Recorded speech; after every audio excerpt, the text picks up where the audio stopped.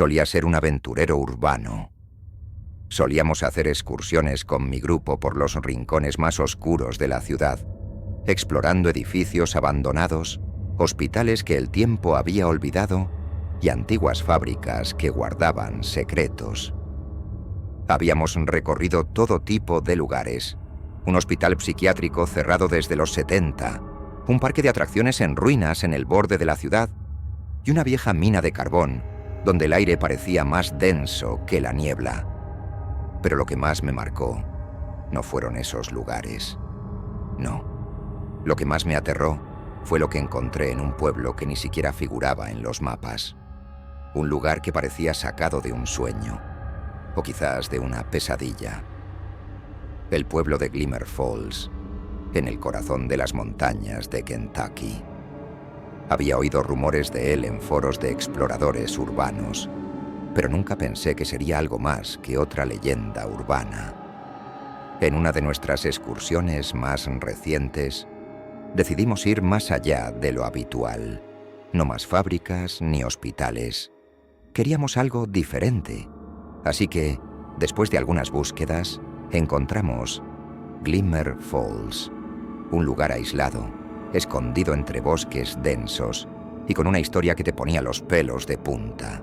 En los años 20, Glimmer Falls era una próspera comunidad minera.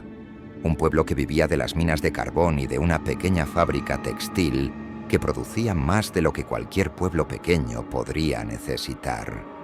Pero como ocurre con tantas historias trágicas, algo cambió. Un desastre en la mina, seguido de una plaga que diezmó a la población, dejó al pueblo completamente desolado. Nadie sabe exactamente qué ocurrió con los habitantes, pero las historias varían. Algunos dicen que murieron de hambre, otros hablan de un extraño mal que nunca pudo ser identificado. Lo único cierto es que la aldea quedó vacía. Nadie vivía allí desde hacía más de 50 años. Nos dirigimos hacia allí en una fría mañana de noviembre, cuando el viento cortante y las nubes grises parecían envolver todo el paisaje. El viaje en auto fue largo, y aunque estábamos emocionados, no pude evitar sentir una incomodidad que no podría explicar. Llegamos al pueblo al mediodía, pero la luz parecía apagada, como si nunca hubiera habido sol en ese lugar. Los edificios, que una vez debieron haber sido hogar y trabajo, ahora parecían esqueletos vacíos. Los árboles estaban desnudos y las calles cubiertas de hojas muertas.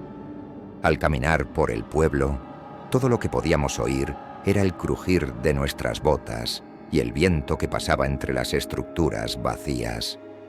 El primer lugar que decidimos explorar fue la vieja iglesia en el centro del pueblo. Era imponente, aunque claramente abandonada. Las puertas se abrieron con un chirrido espantoso.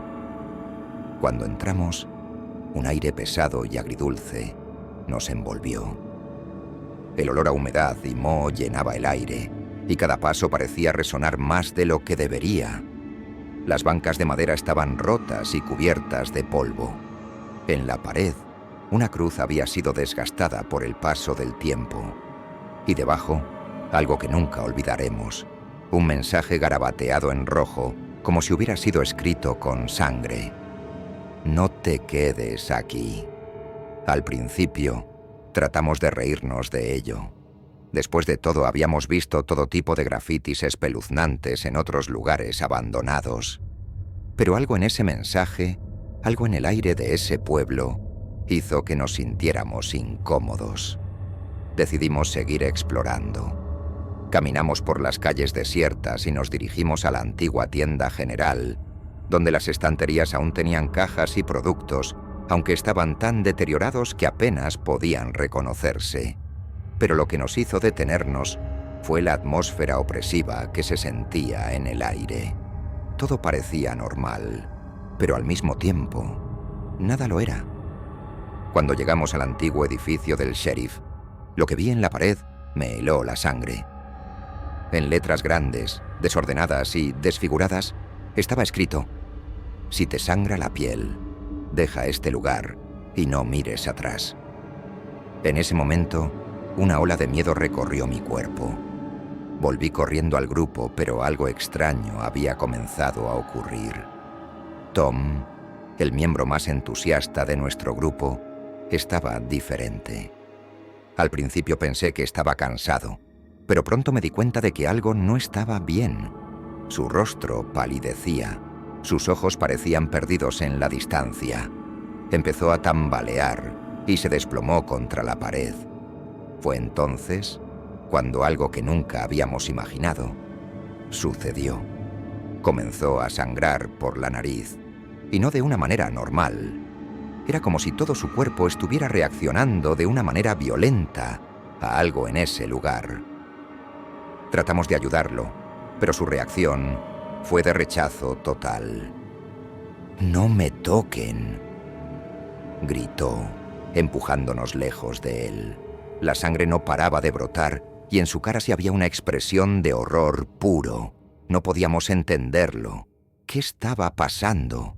¿Por qué estaba él tan afectado y nosotros no? Nos apresuramos a llevarlo al vehículo, pero Tom parecía cada vez más ajeno a lo que ocurría, como si estuviera perdiendo la noción de sí mismo. En el camino de vuelta, la situación empeoró. La sangre se detuvo, pero su piel estaba tan pálida que parecía un cadáver viviente. Y entonces, como si de alguna forma nos estuviera castigando, sus ojos se cerraron y cayó en un sueño profundo del que no podíamos despertarlo. El viaje de regreso fue tenso, casi insoportable. Nadie hablaba. Solo se oía el motor de la furgoneta y el viento racheando contra las ventanas. Tom iba sentado en la parte trasera, con la cabeza apoyada contra el cristal, la mirada perdida en el paisaje gris y desolado de la carretera. Su respiración era pesada, entrecortada, como si estuviera agotado o enfermo. Cuando finalmente llegamos a Chicago, insistimos en llevarlo a un hospital, pero él se negó rotundamente. Solo quería irse a casa y dormir. Parecía drenado, como si algo allá, en Buckhorn, le hubiera arrebatado más que su energía, como si hubiera dejado algo de sí mismo en aquel pueblo fantasma. Durante los días siguientes, intentamos contactarlo, pero apenas respondía a los mensajes. Cuando finalmente lo hizo, nos dijo que no se sentía bien, que había estado teniendo pesadillas y que prefería no hablar de lo que pasó. Luego, dejó de contestar por completo. Unas semanas después, Mike y yo decidimos ir a su apartamento para asegurarnos de que estuvieran bien. Golpeamos la puerta varias veces. Llamamos a su celular, pero no hubo respuesta. Finalmente, convencimos al casero de que nos dejara entrar. El lugar estaba oscuro, desordenado, con la sensación de haber sido abandonado a toda prisa. Lo único que encontramos fue su cámara en la mesa del comedor, encendida, con la batería apenas a un 1%. La pantalla mostraba la última foto que había tomado en Buckhorn, una imagen de la pizarra en la vieja escuela con la palabra «peligro» escrita en tiza blanca. Pero alguien, o algo, había escrito algo más debajo de esa palabra. Algo que no recordábamos haber visto antes. Si sangraste, ya eres parte de nosotros. Nunca volvimos a saber de Tom, y nunca, jamás, volvimos a Buckhorn.